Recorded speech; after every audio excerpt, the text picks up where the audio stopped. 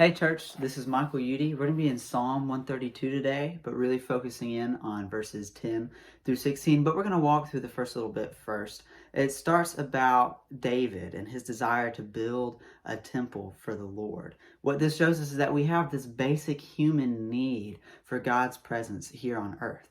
And when this psalm was written, they had built the temple and they were about to dedicate it. So they had this place for God to dwell, but there was still something that they were waiting for.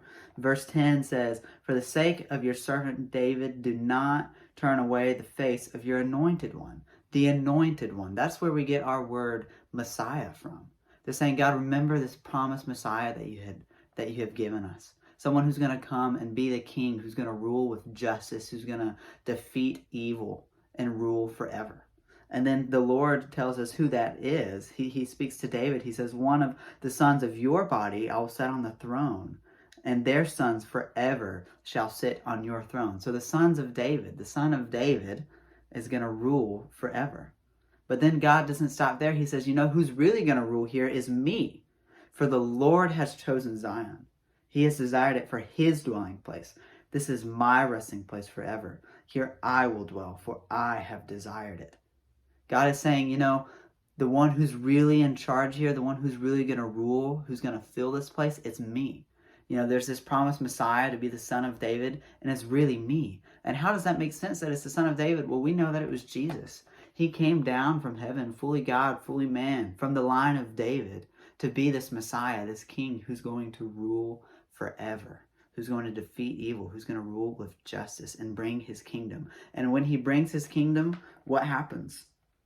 He says, "Here I will dwell, for I have desired it, and I will abundantly bless her provisions. I will satisfy her poor with bread. Her priests I will clothe with salvation, and her saints will shout for joy." When the Lord rules, we have abundance, satisfaction, salvation, joy. These are all bundled up in what I'm going to call blessing. You know, when the Lord rules, when his presence is here on earth, we experience his blessing. Now that's really cool, but what does that mean for us? Well, it does two things. It gives us hope, you know, that the Lord is our king and that we're going to experience his blessing, but it gives us mission. Because 2 Peter chapter 2 verse 9 says that we are a kingdom of priests. We're part of this kingdom, but as priests, we're supposed to be the ones who announce this kingdom to those around us. As Christians, we have to proclaim God's abundance, satisfaction, salvation, and joy, his blessing to those around us.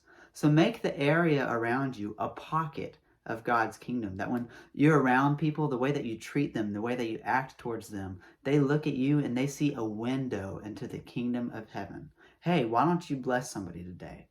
Why don't you bring the kingdom of heaven down and live it out to bring somebody into God's blessing? Hey, God bless y'all. Have a good day.